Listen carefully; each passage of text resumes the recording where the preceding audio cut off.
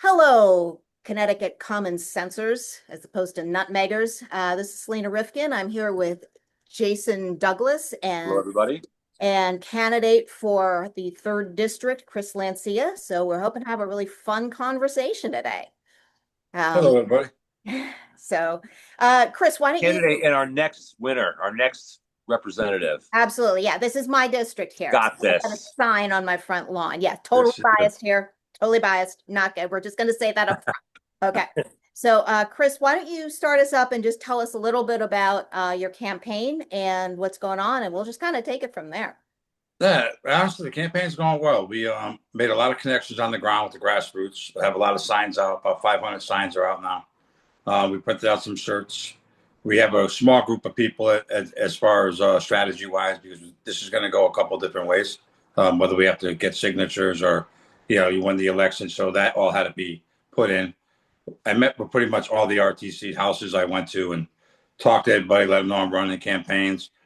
I'm starting to hit radio shows now. Gary Byron, I'll be back on again on Thursday at 9 o'clock in the morning. I'll be in studio with them. I was just on it about a week and a half ago.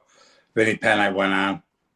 I'm starting to line up some other ones that I get, to get on. But it's not easy. You got to keep calling these people back when you're Republicans. But the campaign is going very, very well. We have our first fundraiser kick off July 30th. It's going to be at Longley's in Brantford. It's a pig roast. It's only $39 a ticket.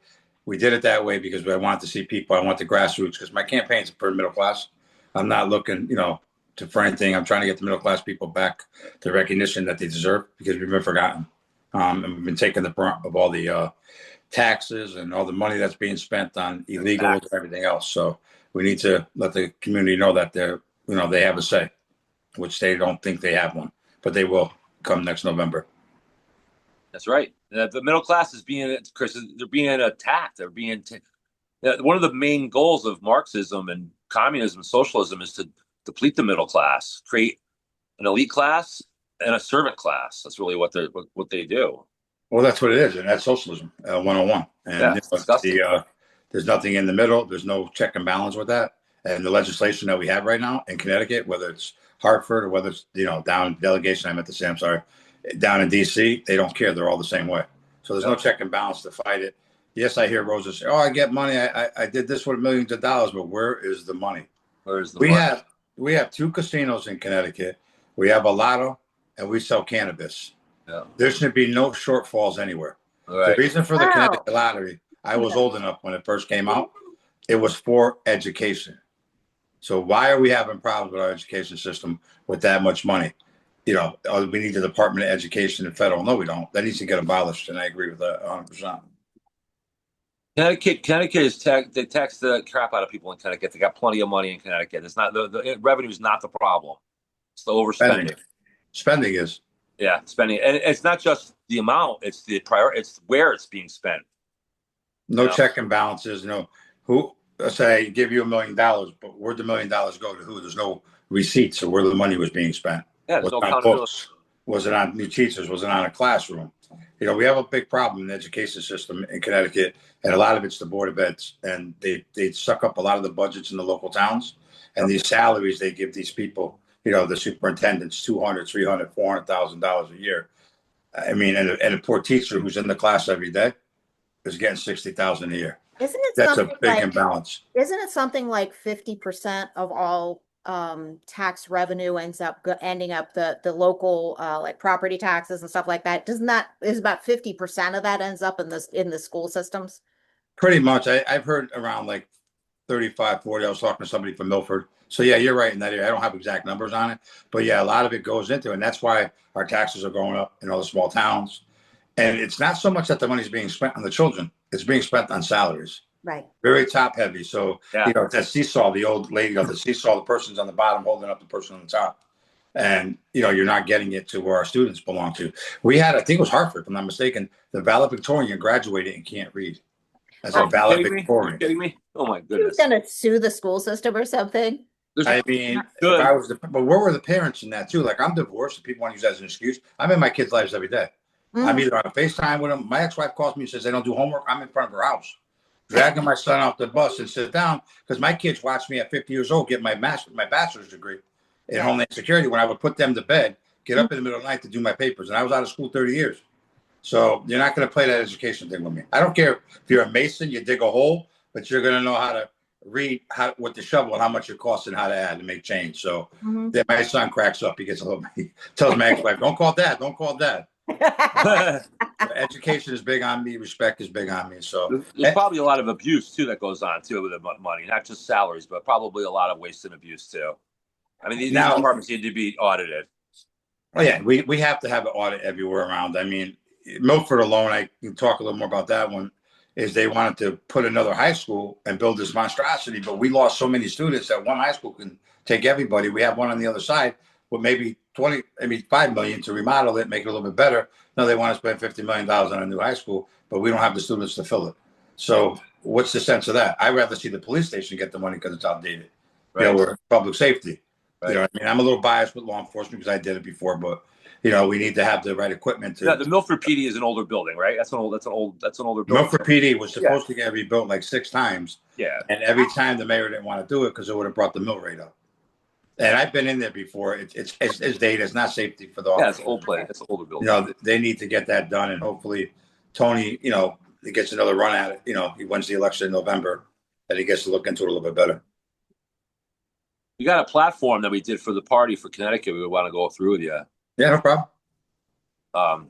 There's definitely a lot of fixing that needs to be done around here. That's for sure. It's beyond when I was a kid, you know. So the Republicans and Democrats weren't too far off back in those days. It was they argued about budget increases and levels of increases and decreases in budgets is what they used to argue about in those days. Yeah, right? For the most part, right? Or abortion. They would argue about abortion. They always done that. Abortion, they're going to argue that today. They're going to argue that's a human thing. So, but you know, Connecticut is. I'm hearing now that the more I've been involved with this, the more I'm learning that Connecticut is considered the worst. Like the absolute, like that's the deepest blue, like the worst of the worst in terms of. It's probably one of the most corrupt states. How hard they guard their thing here, like even we don't even get a lot of press nationally. Like they're talking about California a lot and other blue states, New Jersey, Pennsylvania. We don't get a lot of press with it because one of the reasons I hear is that some of the people that are the most deeply entrenched in the deep state in the blue actually live here in Connecticut. That's true. That's honest. They make their home here, which is why we don't see the big riots in the big cities in Connecticut as much because they don't want their own home. Conveniently located for New York, which is, you know, well, New York. Yeah, close to New York. So, yeah, we have that metropolitan area back in the day when New York was the Wall Street and the money. You know, Stamford. That's why Stamford's the metropolitan that it is because they pumped so much money through Stamford because it was so close to get to New York, and then Greenwich. Is down there, you know, that was one of the wealthiest counties. I think they used to go back and forth every year with Beverly Hills, you know, one of the richest areas in the world. Yeah, they think they're down there. You know, so, and they don't want to listen. Lamont did not veto that housing bill about where you could put under parks because he really cared about the rest of the state. Right. He lives in Greenwich. He's not planning on moving yet. And he didn't want his neighbors or the park next door to his house over there that's got 16 bedrooms to have people going and going to the bathroom. If he was moving out of state, he never would have vetoed that. Yeah. Okay, so I mean, he can say what he wants to say, and I mean, I don't know him personally. I met him one time briefly over something, and I don't know him personally to talk about his personal. But you got to look at everything else that he let go through. Yeah, and that was something that people started pushing, and I'm sure the big money donors told them, "You're not putting that in Greenwich." We got bad actors in the leadership in Connecticut, especially in Washington too, from Connecticut. So. Hey, I want to bring up one thing real quick. What do you think about all these leaders in Connecticut who just don't obey the current federal laws? They have nobody to punish them. I know they had everybody was locked in their pocket basically. And I don't mean pocket by even cash wise. All the judges were Democrat. They all belong to the party you appointed. You know, your prosecutors, a lot of them were Democrats. So you know they think they're above the law. I always say they get a king and queen mentality. And that's why I always believe in term limits, because when somebody gets that untouchable, as they feel they are anyways, they need to get back to reality. So after a couple of years, before you let somebody get that mentality, they need to be gone. And somebody else needs to come in with fresh ideas. That's a real good point. You know? I might talk to you real quick about property taxes. You know, people don't realize, people who grew up in Connecticut like me, I think I was in my 30s before I realized that Connecticut's one of only a very small number of states that even has property taxes on vehicles. Yeah, and There's like three other states, and it's one of the worst, most regressive taxes in the state of Connecticut. It really hits some of the poorest among us. all It's a of pretty us. big bill. Yeah, and would you be in favor of eliminating the Oh, in a car tax in heartbeat. Connecticut and then redistributing that to other methods of revenue for the town? There's another thing. You pay taxes for everything, no matter what you do, right? So why am I paying taxes on a car? You go to other states like Florida, you pay the one time when you bought the car, what it's for. Yeah, you pay your sales tax for the car. That's fair enough. Connecticut came out with some formula now that the towns don't even do it now. Connecticut's actually telling the towns what to charge for some kind of formula that's kind of like wacky. I looked at it a little bit.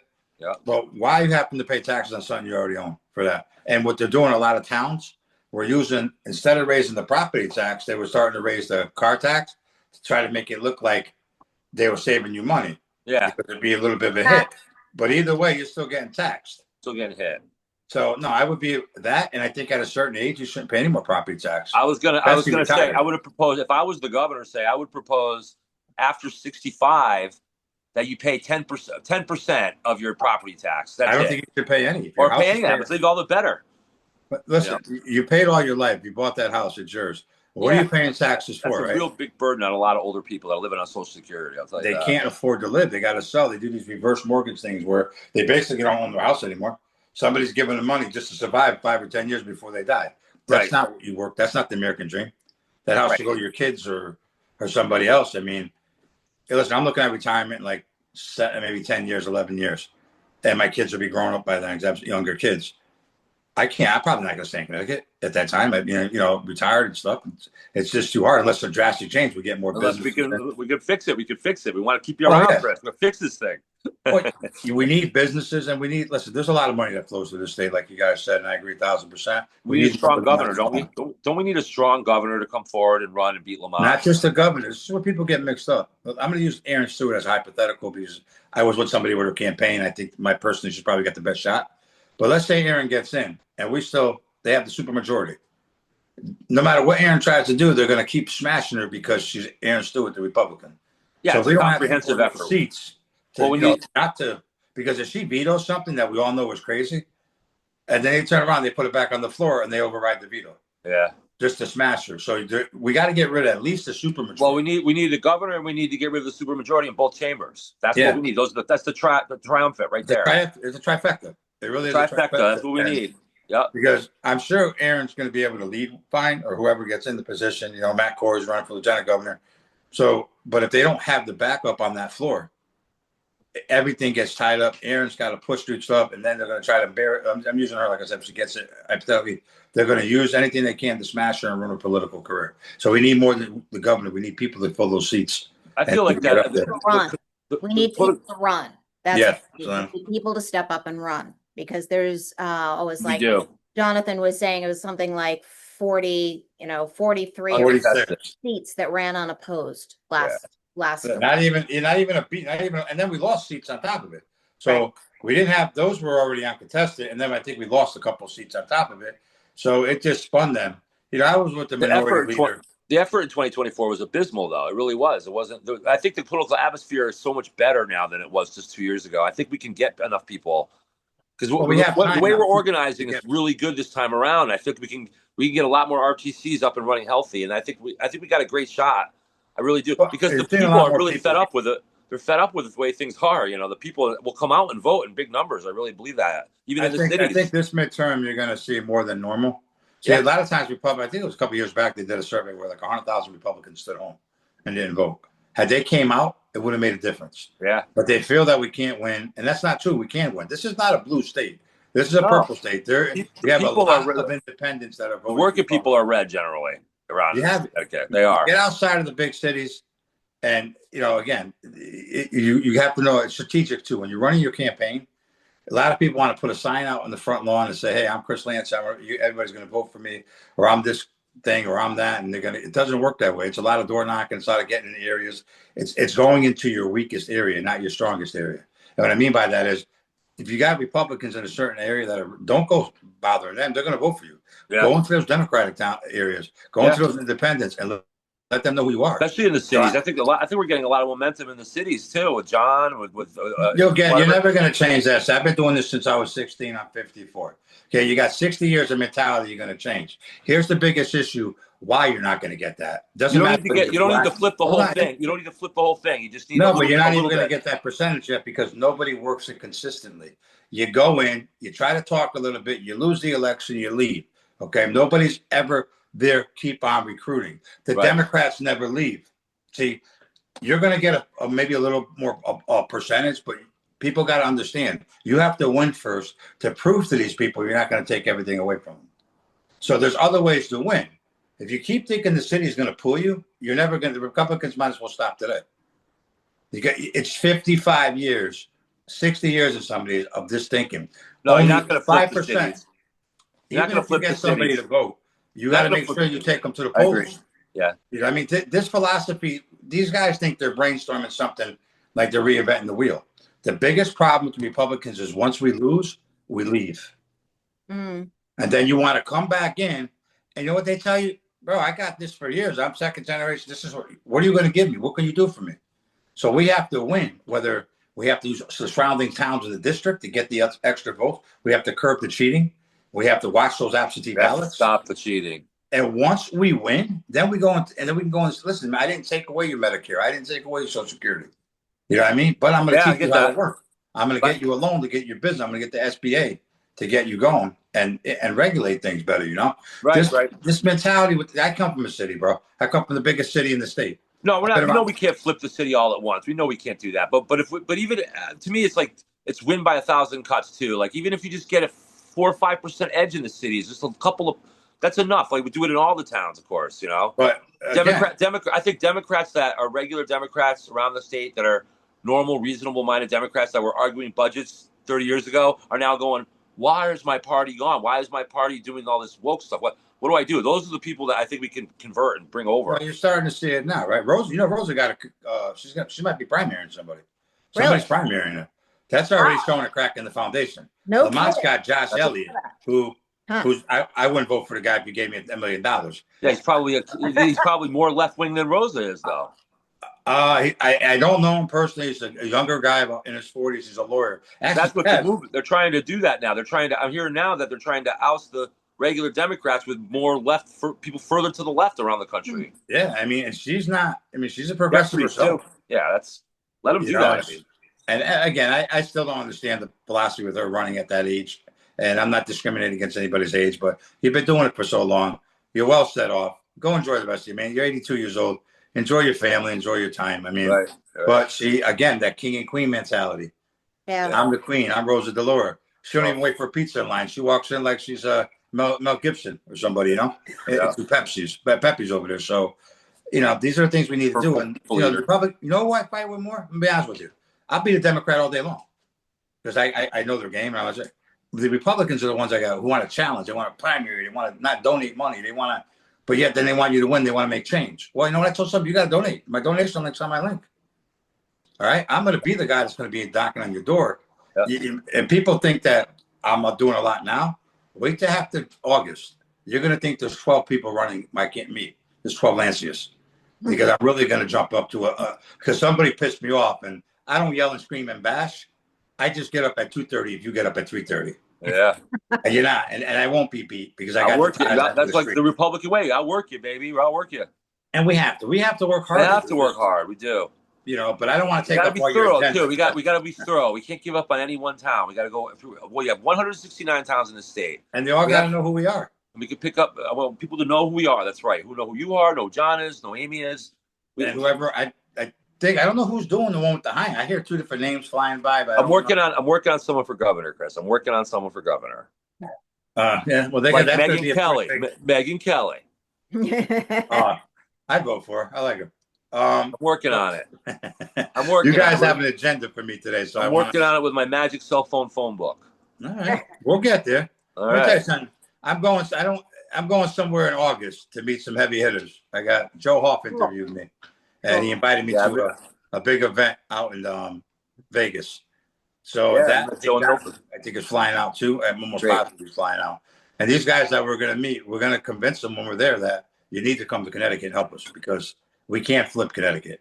We We just can. need a little more star power. And I don't mean actor wise. I mean within the party to Yeah. be able to get us the money, the resources, and the media. We Because need the nation as a whole to believe that, you know, the national Connecticut can do movement it. as a whole believe that we can do Connecticut. Yeah. We can. It's We not absolutely going can. to be easy. Is People it are going to ready. happen in one day? No, but it can be flipped Yes. little by little by little. Yeah. You know, we get 1 or 2 people in Congress, we're going to change the way things are done down there. Yeah. You're not going to have this delegation that they all eat together, they all sleep together, they all think together.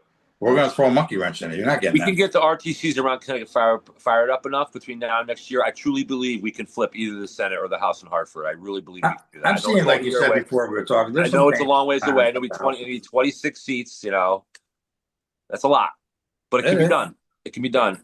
But we don't even need to get everyone. We just need to get that supermajority off. So That's the first order of business, right? Because once we curb the supermajority, and let's say whoever wins governor, Republican wins governor, now okay, they can't just veto me. I veto it, veto.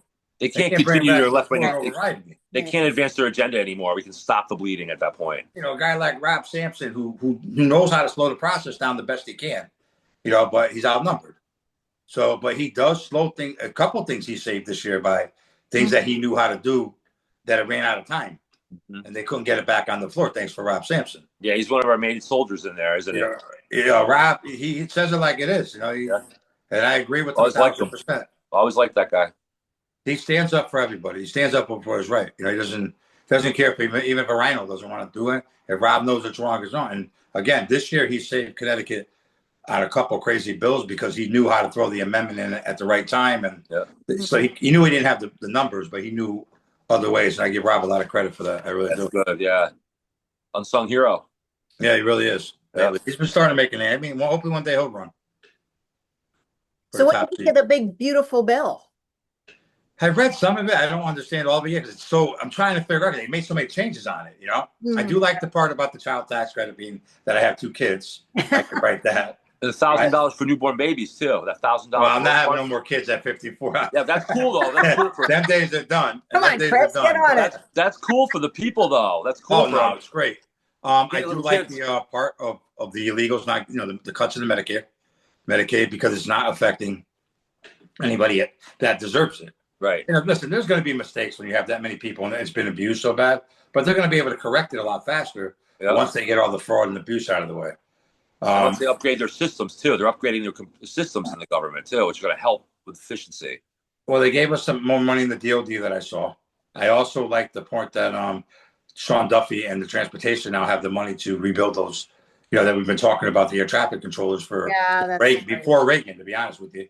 And, thank God how these air traffic controllers, they work magic with those things. They really do. And I got to take your hat off to them because, what they've been doing, some of these pilots are phenomenal. I mean, that one where the guy was coming down the runway and last minute went up in the air without even, nerves of steel. I mean, he just went right up and knew exactly what to do. But being on the plane is scary, but thank God that pilot was the one, behind it. So we need to look at that. There's a lot of stuff in them. And one thing I don't agree with, I'm going to be honest with you, people are going to probably make fun of me. I've taken a lot of crap for it. They had no business spending $75 million to move a space shuttle that doesn't run. I agree with you on that. I don't agree with that. I agree. Yeah, I mean, what's the point? That sounds like a lot of waste to me. That was dumb. Where's it going to go? It don't fly. I mean, use the money where it wants that too, or take that. I'm big on, I want to bring money back to the trade schools. All this endowment, all the money we're giving like Harvard and all these people, they should go to trade schools. They should. My husband is an electrician. Do you know the average age of an electrician or a plumber in Connecticut? It's in there like our age bracket, I think. Probably 55. So I'm saying it doesn't make sense. My nephew, I have 2 nephews, they're brothers. One went to school for a couple of years for electrician. He's almost got his E1 now. And his brother went to school and I love both my nephews, like for 16 years. And my nephew is cranking it as the electrician. My other nephew's, starting to go up there because salaries or whatever. But this kid's got his own thing now. He's doing side work. He's got his E2. That's what we need to teach these kids. For some reason, my generation, they started, go to college, go to college. If everybody goes to college, who's going to build the college to go to? Yeah, seriously. Right. Yeah. Seriously. I started that whole arrogance thing that comes out of being in a university. Because, I dated guys when I was in college. And there came a point in my brain when I said, I don't want to date a college guy. they're just so full of themselves. I can't deal with it anymore. And half of them got degrees that they go to school for 20 years and you can't make 30,000 a year. So, Yeah. Yeah. but they College want to go education around is and, it's just crazy. college education isn't the end all be all like it used to be. Yeah. You can do okay without it. And the Connecticut Department And of an Education was engineering formed in degree. Those are good. the Connecticut Engineering Department of degrees. Education was formed in 1979. And at that time, UConn was considered one of the number one schools in the country. What's Now that? it's at number 25. Okay. So Department of Education has been slowly bringing it down, not up. Well, here's my thing. I told somebody arguing about the Department of Education one time.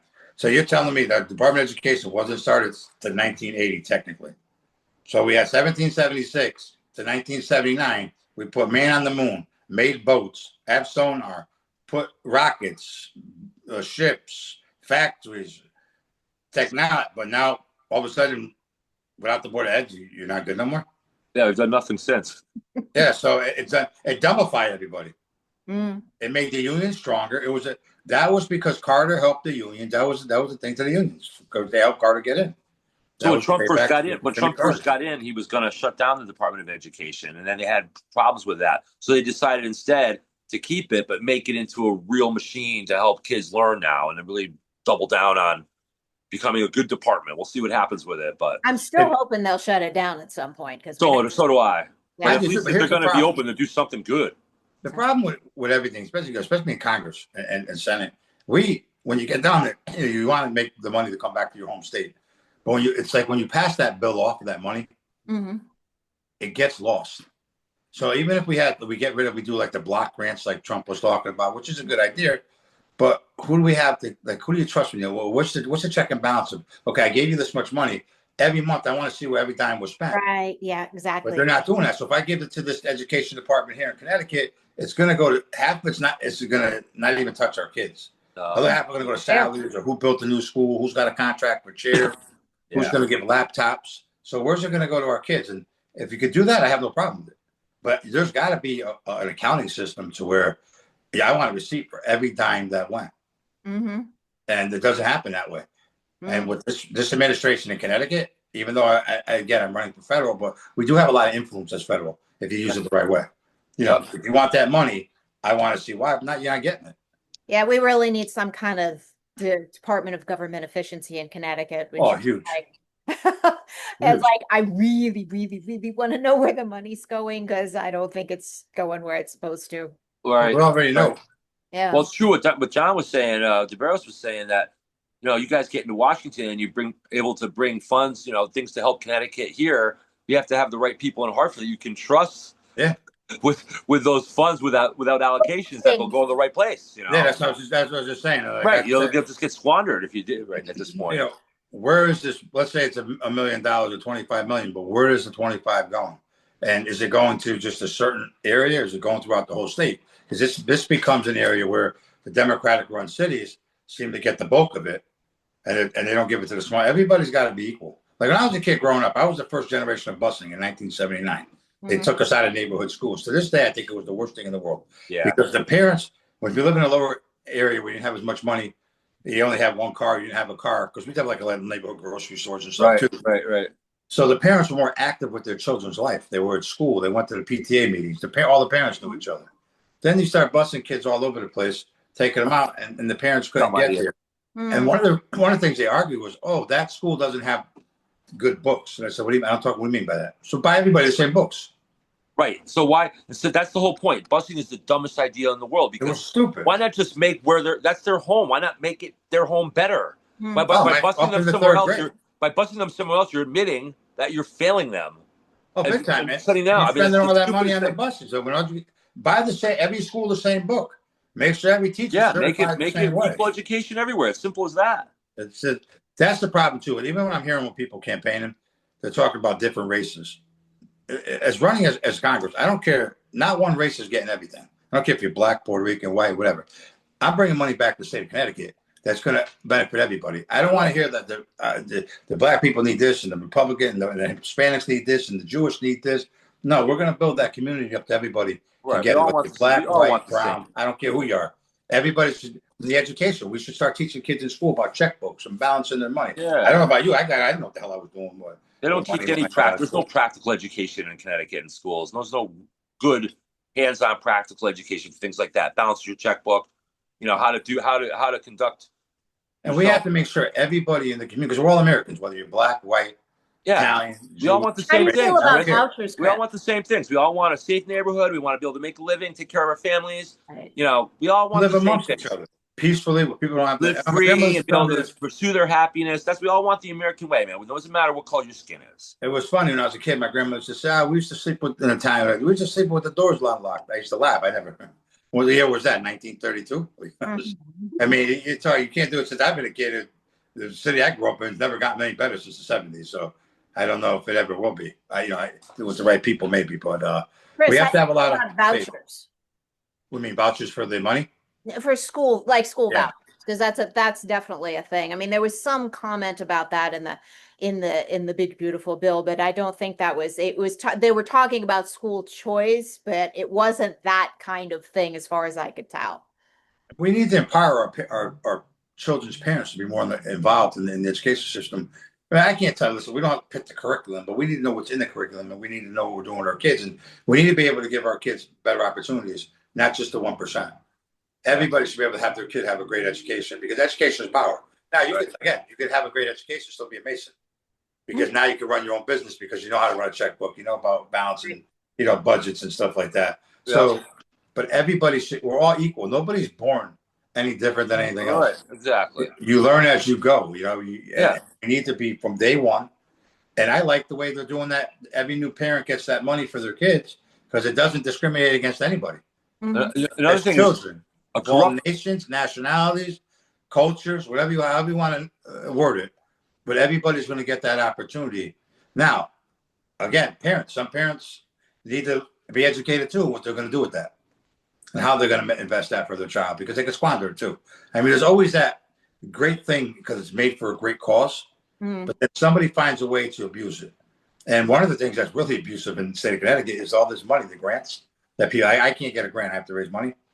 But these people, I've seen it, I've said they get the money, they could care less if they win. They hire 3 different campaign managers, use a sign guy, everybody's floating the money around. Now it's up to $130,000 or $140,000 per Senate race. Wow. Okay. All right, this is our money. Why are we giving people to run for office and they're not even taking advantage of it? Now, it was made because the Democrats were beating us so bad. It was supposed to be an even keel. But you know what? Again, something good got taken into a different area now, and now it's bad. It's not, a lot of these people aren't even trying to win. They just, all they care about is getting the grant money instead of the people that are going to do the voting. One guy said, "Well, when are you going to have those big dinners with the, this guy and that guy?" I said, "That 10 people in a room isn't going to win my race. 10 people in that room aren't going to think they own Chris Lancia. Okay, because you want to give a donation, that's okay. I owe nobody anything." And I said that. I've been in a room with 10 people. I'd rather have a bunch of people come to that pig roast. I don't care if we're Democrat or whatever, to hear what we got to say and get them to, to think the right way. Where you reach in mass people, because that's what's going to win, the grassroots. That's right. Again, I'm not discriminating or saying anything bad about those people, but I was in a meeting not too long ago, and we're talking about what's going on and how my campaign is, and I said, listen, I'd rather be with 1,000 people right now at $39 an hour or $39 a ticket than you trying to cut me a $10,000 check. Right. Which I know I need the money. I got a big race. I'm not stupid. I'm not trying to, but you got to understand something. I'm here for everybody, not for a certain group. And this is how politics also gets messed up, where I agree. I had some Democrats who tell me, well, Rosa's not doing anything for me. And I said to the guy, I said, let me ask you a question. How long you know Rosa? He said, 35 years. How many times did Rosa do you a favor? Well, she used to pick up the phone all the time. Oh, okay. So now she's at the end of her career. She helped you out 20 times. And now you want to turn on her for me. Think I don't know. I used to be a cop. I listen when people talk. So, you know what I'm saying? So you're not out for the good of the people. You're out for yourself and your pockets. So again, if you're on, I know one guy I met too. The guy was a doll, sweet, straight shooter, everything. And I don't want to mention his name, whatever, but there's a project he's trying to get together, and it's legit as all legit can be. Will benefit a town in Connecticut with a hell of a tax base. And they're shutting this guy down because something happened where somebody doesn't like somebody. This is tax base, brings in people jobs, tax base clean. Yeah.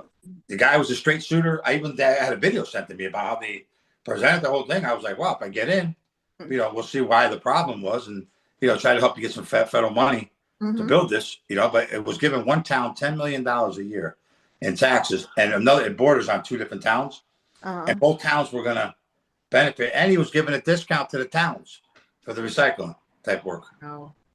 And the guy's a straight shooter, straight arrow, never smoked, never drank, goes to church twice a week. I mean, the perfect person you want to help build a business. Wow. You don't want to do it because he's too straight and he won't give you what you need. There you go. So, but that's what we're here for. We're here to get those businesses. I'm huge on businesses, because one thing that fears me the most, and we live closer to Sikorsky's than you, Jay. And Sikorsky's, it has over 38,000 people working for them. And that's not including the businesses that buy from them and do stuff with them.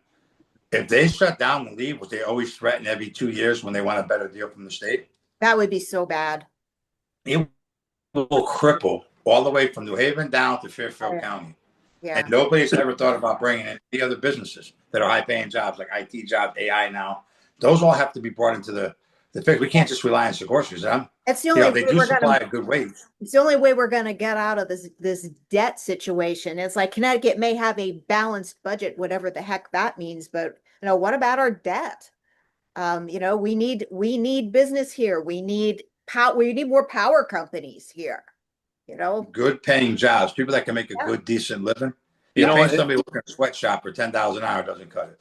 Another thing, Chris, you mentioned the grassroots, how important they are, and in order for the grassroots to come out in numbers and vote the right way, basically, they need to be more informed. And the media isn't helping. The mainstream does not help. So that's why things like this podcast and other alternative medias are so important to get through to people. And so, how do you think we can continue to do more of that? Like we're doing it right now, but everybody we know, we got to let them know about this podcast. We got to let them share it on everybody's site. The more and more they get it, get the real information out there, help make the right decisions. Because like I had made a video yesterday, and I had said that not that people aren't educated, they're not educated in politics. Yeah, they don't understand. They just believe the hype and they keep moving. Right. So we need to be able to have these where there's a live, informative information that's the truth. Nothing hyped up. It's like, this is the type of people that are running. This is what we're running for. These are the problems that we have in the state. Everything's not good here. And we all know that. So we have more information.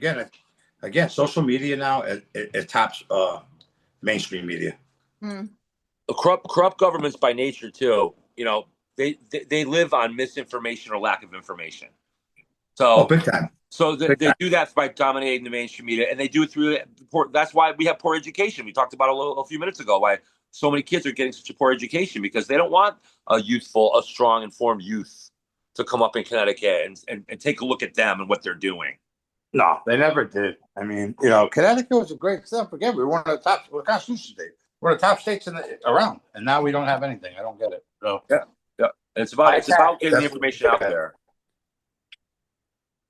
And we do. People like campaign, like you can't, argue, ask nobody, and do anything. You want to help everybody gain, notoriety.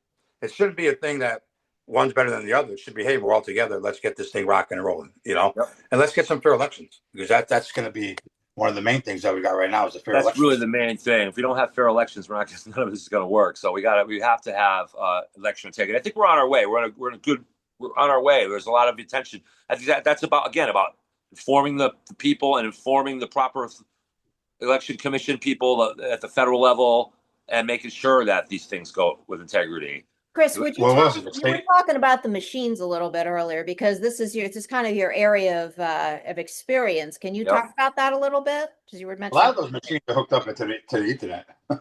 So, there's IP addresses. So they're shooting that thing, and there's been time where they could flip boats. Somebody's at the other end of that server, and they're bouncing this off of servers. So they ping, they ping it to a different server. And one of them I heard ended up in Yukon. Or something like that. And it's like, what are you doing? They're flipping on the vote. So anything that could be hacked is dangerous. The most secure way to vote is paper ballot. Yeah. It's the most secure. I'm not saying it's all the way secure, but it is the most secure. By far the best. The best out of all of them. Yesterday, I remember my first time voted, we pulled the curtain behind us and we hit those little levers. I remember those. And then you swing it back and the curtain opened up, and and everything, went. But yet we didn't have. I'm sure. Listen, they've been stealing elections since Julius Caesar. I mean, it does happen. Yes, it But does. not at the rate that they did. It's happening on a mass scale now, is what it is. You know, Rosa wins by 65,000 every year. That's Oh, crazy. I didn't know that. If you look at her lap, the only close race she ever had was her first race. It was a squeaker against a guy named Foley. Okay. He lost by Foley, 10,000 votes. Was it 12,000? Okay. Everybody else it loses by that much, and it's not all just cheating. We don't have the we don't have the money behind the candidates to push and name it, because 60,000 is a big beat. Like somebody goes, "Oh, we did very well." No, you didn't. 60,000 is a huge. The only one I've ever seen do close or did well in any election in the last 10 years is George Logan. Yeah. His first election, I guarantee you, if he fought that and went to court, he probably would have got something overturned. We want to get him on the show to talk about the RNC. Because our judiciary is very questionable. We just interviewed Linda Sienkiewicz for Fight Voter Fraud, and she went through everything in Connecticut that she could do, and now it's federal. And United Americans is also taken something federal, so it's like I'm lucky. locally. Yeah, I'm lucky because Trump has a lot of say in the federal elections. So they're going to make changes that the state has to abide by, or the election goes poof. Yep. Yeah, I mean, like I said, he wants some of the ballots. My understanding is that's what we're going to be using as paper ballots for the federal, because, like I said, nothing's in compliance. And so for those who right now, it is not that complicated. There is a whole process for this. It's not that complicated. It's not more expensive. Towns can just do this. No, they do whatever. Right. It always becomes an issue when we're going to stop them from winning, because they know they can't win on a legal election. 95% of Democrats, because there's so many independents that vote Republican, especially since Trump got in office. So they're not going to go. Years ago, you used to have to worry about the independents. They sided with the Democrats. Yeah. It's not like that no more. No. I mean, they just don't want to most independents have common sense. Yeah. Like I have a friend of mine. She was diehard Republican, blah, blah, blah, blah. But I fight with her town chair so much and everything. Now she went independent. But she's still going to deal with Republicans, but she's just going to help out candidates that, even that lady, Kate, I forgot what her name is. She has the Connecticut Prokop. She's fed up. She's done helping, done getting a pack. I mean, I'm sure she'll help people that she likes. Right. I don't know her. I've only talked to her with people once or twice. I know she has a really great organization and what she does, especially when me and my ex-wife didn't want my kids getting all those shots. And, she was really an advocate for that. So I give her a lot of credit for that. We just got to fight the fight. You got to dig in deep. You can't be thin skin. You can't let people scare you off. Yeah. Put your head down, be laser focused, and move with it. You're on the right. We're on the right side. We have the common sense values behind us, and just be strong and stick with that, and don't be afraid to, speak up. We've had a problem in years past of people being afraid to speak up, and I think that's going away too. More and more people are coming out and speaking common sense. So we need that to happen, and that will sway votes. Eventually, it's gonna. You just got to be patient, and people got to understand that. Hey, it's gonna happen. We just gotta. It's gonna take a little bit, and we got to fight for it. Can't let up. And like you said, once the elections, the actual election is over, we don't go away. We keep. We don't go back to sleep, which is what the Republican Party has done. And we're in an odd year now, and we're not going to sleep. We're in an odd. We in this group, our movement, we're not going to sleep. We're sticking with it. It's only 2015, only 2025, so we're still a year away, and we're sticking with this. We got a long way. We're gonna reform the RTCs. Starts with the RTCs, Chris. I don't have anything against any of them. Sorry, Chris, we lost you for a minute. You got to, with the RTCs, I don't have anything against it, but it's just weird. Like when I came into the Republican Party, RTCs, I was talking about this with the Hampton last night, how a lot of them don't know each other. Like I was a kid, I can call Mario right now in Bridgeport. Yeah. I call somebody in California to pick up the phone for him. Right. Wow. There was none of that. They if they need to get money, huh? Really? I'm not. Mario Petz was one of the most powerful politicians of me. I know Mario was a little kid. He gave me jobs. I had a big mouth when I was a kid. So I used to get fired. I think I got fired from like 3 jobs from the city. So one guy over the radio go ahead, Mario, what the hell? Screaming at me because my dad was involved in politics, So finally I said, let me get the hell out of here and go on the Coast Guard. This ain't gonna work. But I always, I keep in touch with everybody because I grew up with all these people, So, but Mario, you can say Mario. I forgot I was in Middletown one time. working on a job, and we're talking, me and the guy saw my last name. There's a lot of Lancias in Middletown, but we never met him. But I'm actually getting close with one guy now. I go up there. We're going to meet one of these bad guys. Used to be a fireman. And the guy, first thing came out of his mouth was Demi. Oh, you know Mario Testa? You're from Bridgeport? You try that with a Republican. Milford doesn't know who the hell's in North Britain, New Haven. Yeah. You know what I mean? And when I was first helping Margaret out, when I was helping her out with her campaign, I found that really called. Nobody talked to each other. Right. I kept in touch with some. I mean, some are still there, but they have to get more active too. The RTCs, they have to. They have 100 members, 10 show up. Yeah, That's going to be the goal. That's the goal of Connecticut. That's is to engage the RTCs and to the boots on the ground and get that's one of our major tasks. And you just added something to the list, which is like they need to start getting to know each other. That's important. Years ago, I heard the RTC. I don't know how. I heard they were set up in districts, like District 1, kind of like the way our congressional districts are. So all those towns that were in that district, they had like a district town chair. You had town chairs that were the head. Then you had your district, and then you had your state chairman. Right. So it was a little more close knit, and they kind of knew what they were doing, but they got away on. I don't know if it was. I think maybe RJ. I think Romano ended up taking that out because he thought they had more power than he did. So it was an ego thing, from my understanding. From what I heard. Yeah, which the ego doesn't win. It doesn't win at all. And maybe I wonder if there was a time when the district lines respected the town lines. In other words, like now we have some towns that are split up in 2 districts, and other towns that are one town's in 2 different districts, and other towns that have 3 different districts within it. So it's look at what's it called? Look at Prospect. I split Prospect with somebody. Yeah, they don't have. I split Middletown with somebody too. I don't even know if that should be done. I don't think it should be done that way. No sense. Kelton too. Well, it was done when they lost the one. Remember, there used to be 6 seats, and when they went down to 5, everybody in power wanted a section of the area that would give them power. Out. Yeah, Rosa went for where 90% of the time were all the Italians. Okay, and there's a section of Waterbury that I have. It was basically, and still to this day, is heavily populated by the Italians. Okay, so you went by your base. I know, but it's politics, and who's ever in charge makes the rules.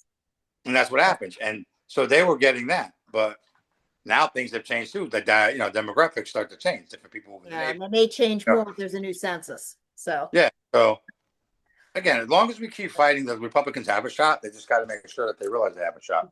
And we don't stop after 2026 or 2028. We just keep going. We just keep going. It's a never-ending thing.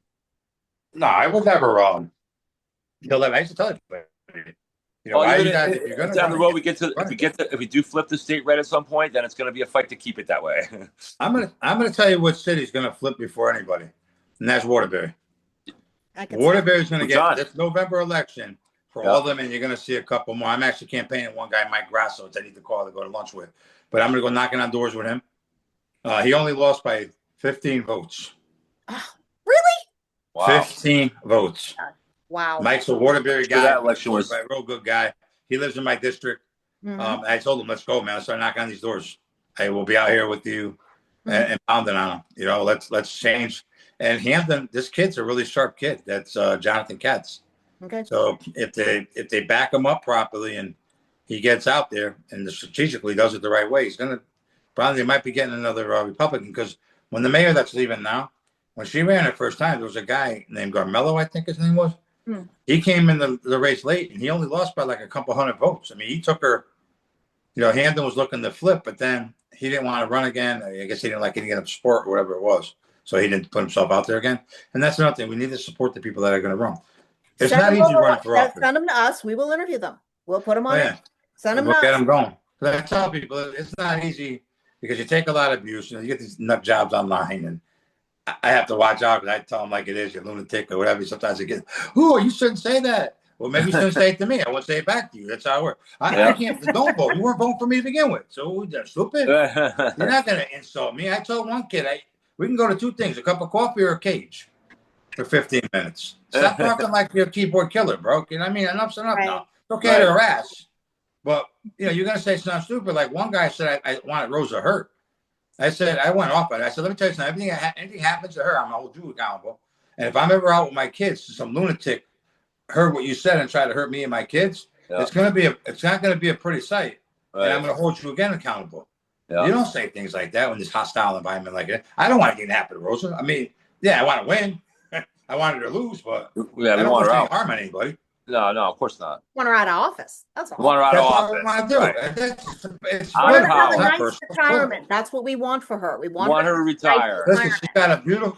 she got a beautiful house in Italy. Finish out your days Go over there. That would be great. That's it. Go to Italy. Yeah. I told her, That'd be sta la wonderful. casa in Italy, Italia. I told her, sta la Blessings casa. on her. Blessings. Listen, and Have a that's nice not retirement, personal. Rosa. I think I could do a better job. That's all, and that's the democratic way. We know You you get can. out there, You know you can can do do a something better better, job. and give it your 100% and give it your all.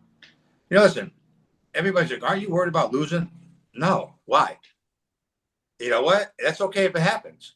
In my mind, I'm going to DC. Not to worry about losing. You get They were, oh, that's embarrassing. No, it's not embarrassing if you lose. No, it's embarrassing. You already lost if you didn't run.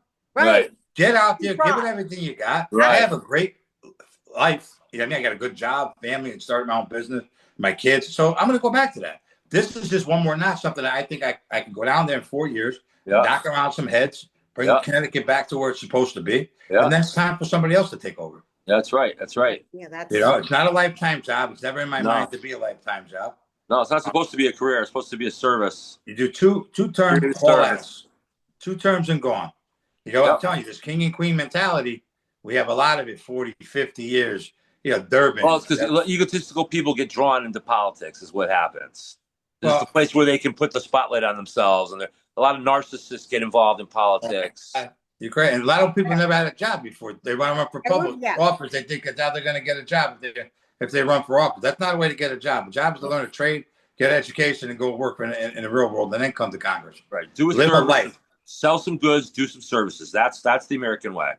Politics is really should be a volunteer or low paid part-time thing for a certain period of time. That's it. That's it. I agree with that. That's one thing I'm pushing. A lot of people that are running for office, that's one of the first things these new freshman congressmen that want to come in is to limit that, because a lot of us didn't get a shot to do anything because of this. Yeah. You know, the corruption and the long terms and stuff like that. You know, like I said, Larson tried to say one time, well, you do have term limits every 2 years. Yeah, when you're not in a corrupt state, corrupt elections. right. Yeah. Exactly. You know, so you're getting in there when the people don't even want you. Yeah, if people were more benevolent, and less selfish, you wouldn't have to have term limits. But unfortunately, there's too many egos involved. You need them because that person, you know what? You did your time. After 8 years, even to me 4 technically, if you're not doing anything and you're not getting a bill passed, you didn't bring anything back to your state, and you didn't make the life better of everybody from New Haven to Hartford to Bridgeport to Waterbury and everything in between, then get the hell out. You don't belong there. Not for you didn't do anything. Because then it becomes about you. Might as well not have any representation if you're going to do that. And that's what we have right now. Yeah. It's all about them. Every single one of them. At least we wouldn't be paying anybody.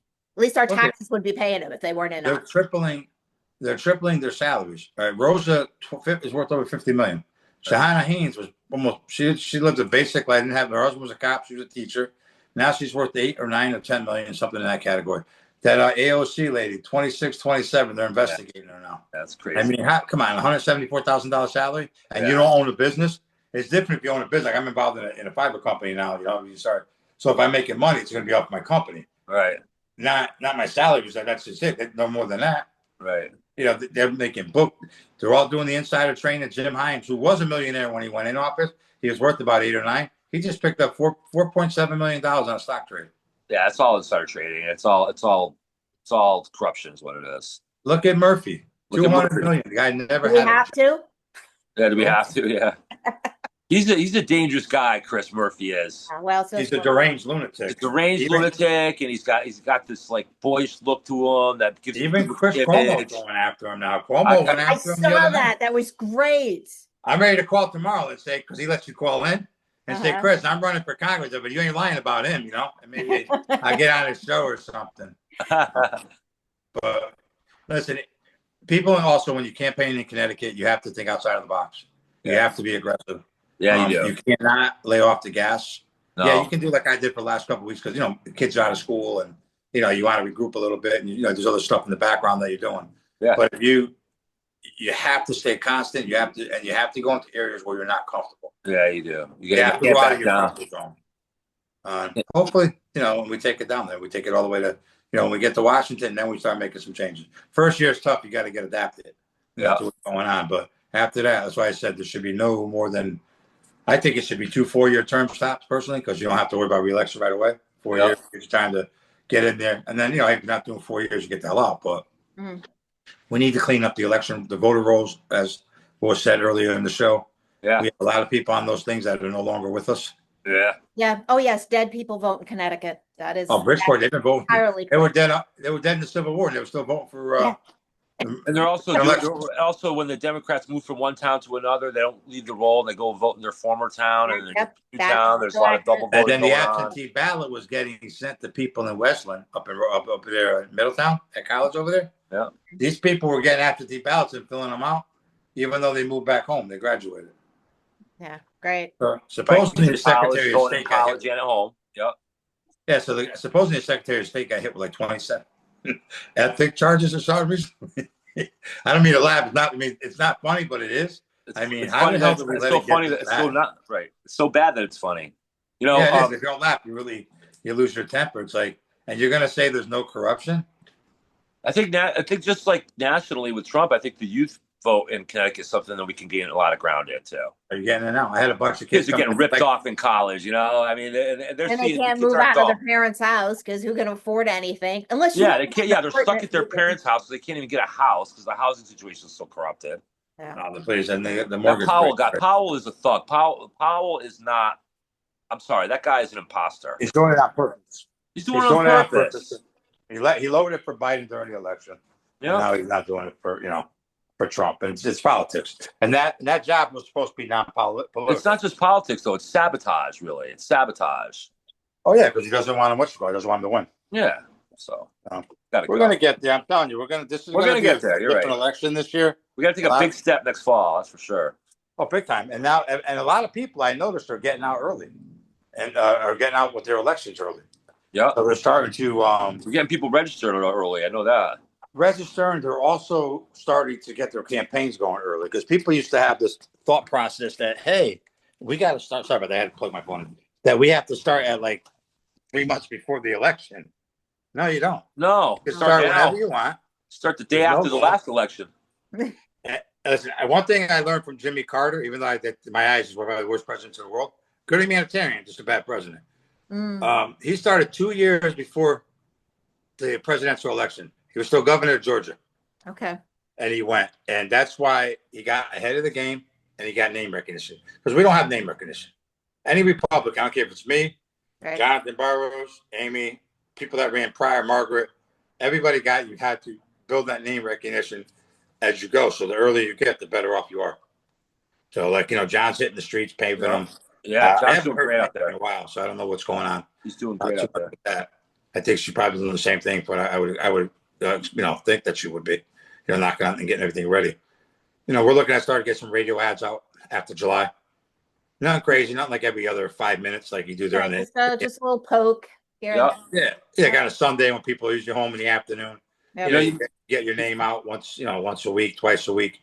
And then, as it gets on more and more. Something with advertising, you have to hear something. It's like, I don't know, somewhere between 8 and 10 times before someone goes, oh, right. Oh, I can. Yeah, gets through to you. Yeah. I had a guy come to me in the gym, and he goes, are you Chris? Is your name Chris Lancia? I'm like, yeah, why? And he goes, oh, you're the one running for Congress. Yeah. I see your videos all over the place. I said, yeah, how you doing? Listen, that's what you want. You want people to start recognizing. That's what you need. It's funny because I was out a couple of weeks ago. There's a place called Joey C's in Stratford, and it was like a reunion thing. A bunch of my friends I haven't seen in a while. And when I get around my friends, I don't change anyways, no matter what. But I really get goofy and playing around. These are people I grew up my whole life. Mm-hmm. And somebody was announcing my name when the band was announced. I was running for. I ain't paying attention to one thing they said. Not to be. I'm having with my friends.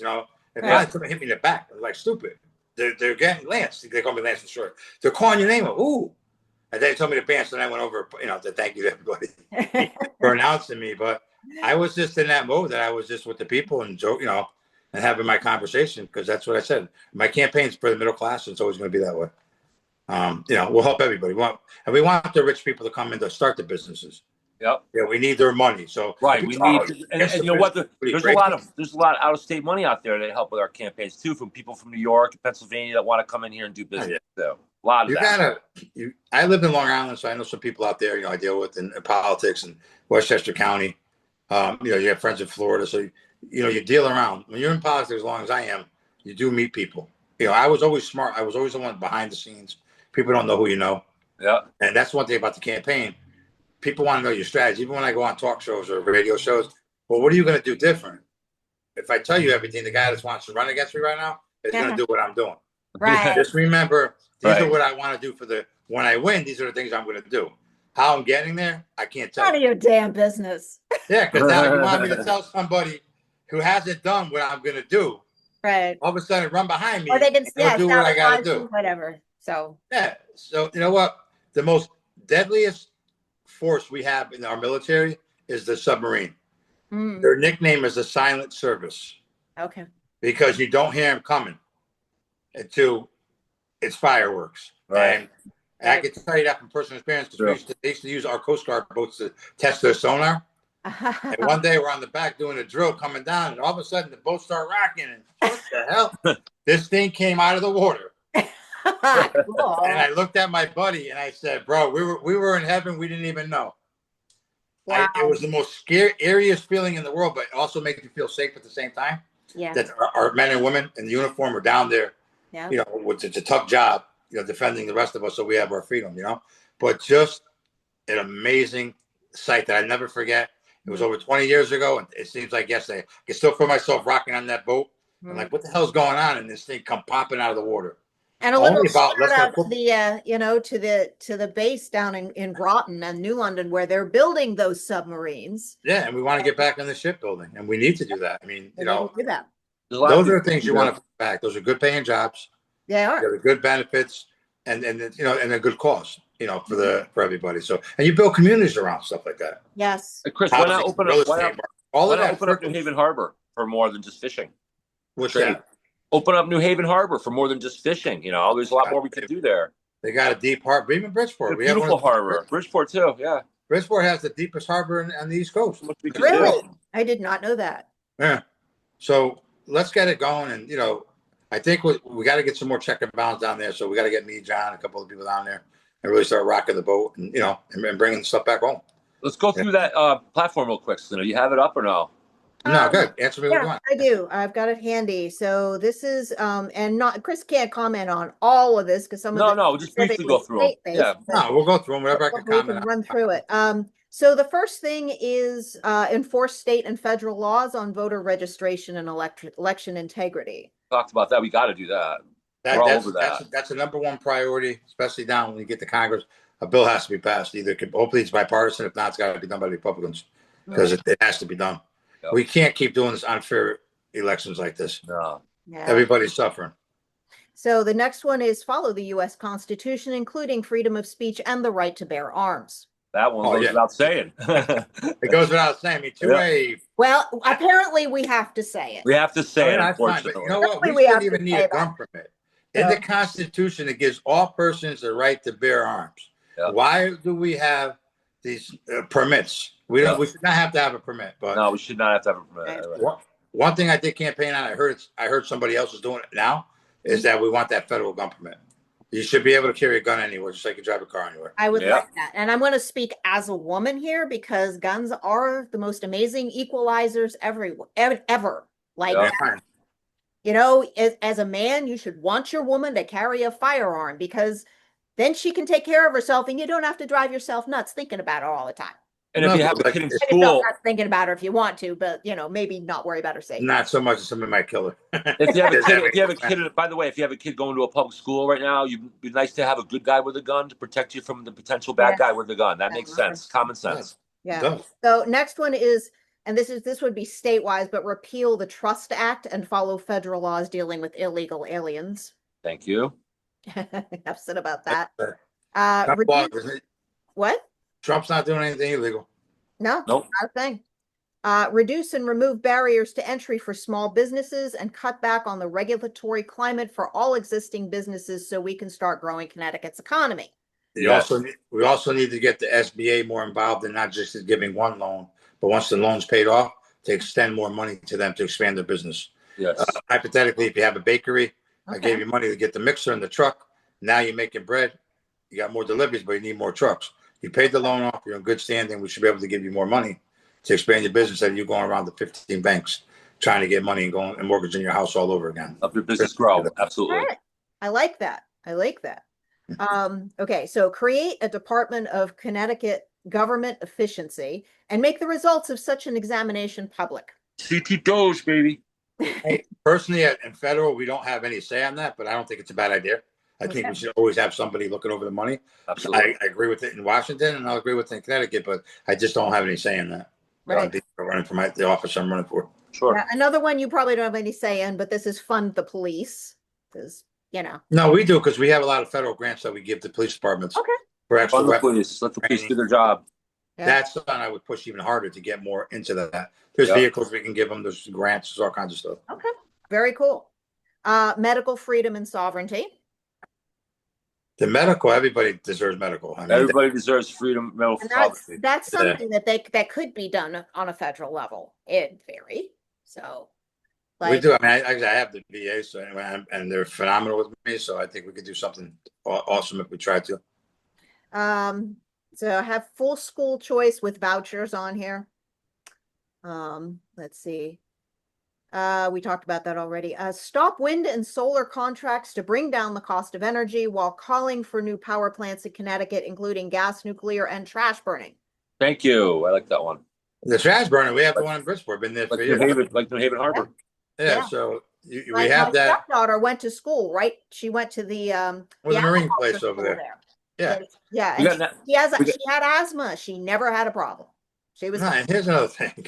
This wind stuff doesn't work. No. It causes more harm than it does good. It does. Get rid of them. You know what? God put petroleum in the ground for a reason. Got natural gas in Litchfield County. We could do a very environmentally friendly little drilling thing in Litchfield County. Yeah. Big time. Let's see. Removing the tax on Social Security. That's state. You won't have any control over. No, actually, our federal Social Security. Yes, there'd be no taxes on Social Security. You paid all them taxes all them years. That's your money you paid into. You shouldn't be paying back again on it. Enough with the tax. Everything's tax.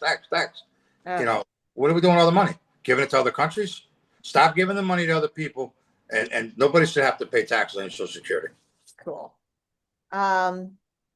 Rolling back, because we have in Connecticut, we now have abortion up to birth.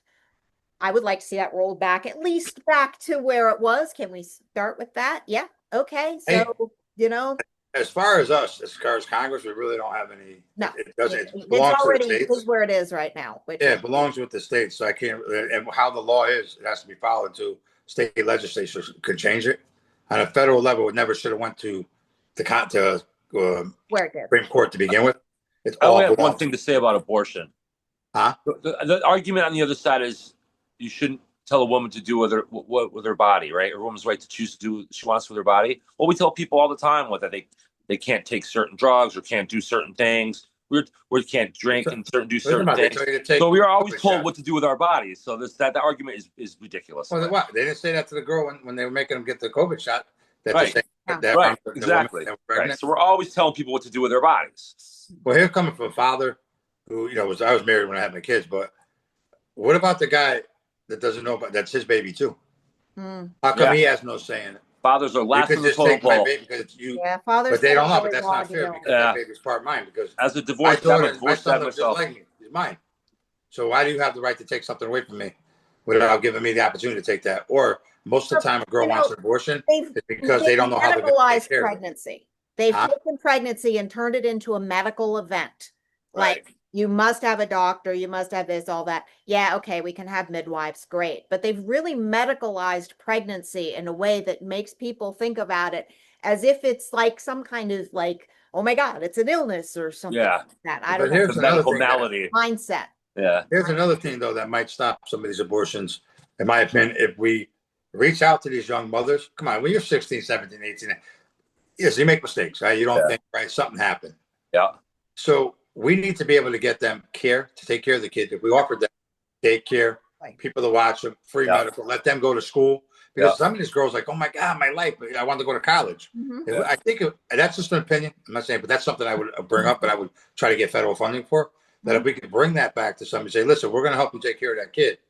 So you can go to college, you can come out with a good degree. Yeah. Would you be willing not to? Right. If they want to, you can't stop them. I mean, that's the law. They can do what they want, And it's not a federal law, it's a state law. So the mentality now is promoting abortion. It should be promoting life, not promoting. That's what I'm saying. I would think it's different. I would give them options. I would give them options, not just here. This is the only one. They only give the girl one option. I don't like there being laws. I don't like that do that. It's like we could also just get out of their way and let them do it. Because, like, for example, Liz Warren in Massachusetts, she was all about shutting down, and I can't remember what the other agency was that was. They would be, they were, and they were doing exactly what you're talking about, completely nonprofit, a real nonprofit, giving them other opportunities. But they're, and she was doing her best to make sure that those were all shut down in favor of Planned Parenthood. Well, she took a donation from Planned Parenthood and off the money again. Follow the money. She gets she lobbies a lot of money from them. Oh, yeah. So follow the money. So so next one is cease government funding for media, which in Connecticut, there is actually some government funding for media because the government they have there's a law in place that says that they have to buy advertising from media. I don't agree with that. I wouldn't pass that law. So that. And number two is, where's the fair media? Because I'm a Republican, I never get on it. Well, every one of our TV stations in Connecticut is liberal. The newspapers are all liberal. Right. Well, no, they don't get nothing. We're the fair media in Connecticut now. We are. That's it. We're the social media. That's what I'm saying. So no, I don't believe. I would try to stop funding in a heartbeat on that. Yep. Just enforce federal laws regarding Title IX. That's pretty simple. No, I agree with that 1,000%. That's one of my main reasons. Enforce federal law regarding the medical transition of minors. Nobody gets none. Don't mutilate your kids without your parents' permission. How about that? No, you should be put in jail for such thing as a trans child. That's a crime. Connecticut did 46 operations. I heard. I think I got to find all over. I've got. There's something like that. Every one of them doctors should be arrested, and anybody who brought them children over should be arrested for child trafficking. I agree. Across the state line. I agree. I couldn't agree more. Yep. It should be crime. It's a crime. And the last one is remove gas and car taxes. Personally, I would love to see, property taxes removed, but I think there's a transition period that would have to happen there because people are going to be screaming about education. So, but that's well. First of all, the lottery in Connecticut was made for education. I don't know where the money's going. I didn't know that. I've learned so much today. And we have a cannabis. Okay, we sell cannabis now. We have millions and millions, probably billions. I don't know. I'm not the controller. We should never be no shortfall in Connecticut. Mm-hmm. Hey, this thing they're crying about the big beautiful bill, it's hurting Connecticut. No, it's hurting Connecticut is bad management, overspending, over taxation. That's just what hurt Connecticut. Not because we're not being responsible. That one's more of a state thing because the state taxes out on gasoline and registration and property. So the federal, again, being in Congress, I want to pull the federal government away as much as possible. Yep. Let the states and the people run their city. We want to be there to help and help you flourish, but we don't want to tell you what to do because then it becomes, again, another king and queen. I've said it 1,000 times, Yep. So we want people to be independent, but we want to be there to help you get independent, not you being depending on us. Right. Well, are we there? I think we're there. All right. You got anything to add, Chris? No, I'm great. I always appreciate coming on. That as much as I can. It was funny. I was up in Middletown giving signs out, talking to one of the guys up there. I said, I got to leave. I got to go on a podcast. He's like, you're all over the place. Like I'm running for office. Hey, you said there's 12 Chris Lancias, right? We're going to hold you to it, man. You're going to be surprised when I come back from August. You're going to see. This stupid Facebook thing, they limit me to where I can only put so many posts up a day. And they really give you hell, man. Trying to, run and get name recognition. But I don't give up. I just wait. Flurry, and like I said, after August, we're going to start running some radio ads. Start getting the name out and get on anybody's podcast and TV show I can get on. Terrific. Get Gary Byron on WDRC. We'll whip him into shape, man. He's a good guy. He's got a. Oh, Gary's the best. He's a great interviewer. He leads into stuff and he lets. I was on when I was running against Ben. Well, what I like about Gary is, he ran for office. He knows what was going on, and right. So he knows about making bills. So he's knowledgeable when you're talking to him, and he comes out and he's really good. He lets you answer the questions. The first time I was on, it was a fast, because I knew I only had a certain amount of time. I only got the whole hour this time. Great. So he got me on one question when I said, well, you got to stop picking back candidates. And he said, Chris, we don't pick candidates. But I didn't think at that time because I didn't want to I wanted to, keep it short and sweet. Yeah. But we really do because they have conventions. Mm. So you do pick the person. You do. Yeah. Right. So I'm going to make sure the first thing I say to him when I go on Monday is we got to go back to the last interview because I got to correct that. At least you got a chance to do it. Yeah. Exactly. Gary's great. I love him. He's great. Yep. Vinny Penn's another one. Mhm. Vinny gets you on all the time too. Mhm. But So with that, we're going to wrap it up. All good. right. Appreciate it. Great to have you here, Chris. We're going to have you back again a few more times. Anytime. So Anything I can do for you we want guys. to get that word out. We got the good people in Connecticut up and going and fix this state. So Yep. And Again, I'm here to help anytime I send can. us some more candidates to interview. We like this. This is fun. I will. All right. Thank you. Thanks, man. Thanks, Bye, everybody. everybody. God Bye-bye. bless America. God bless Connecticut. Goodbye, everybody.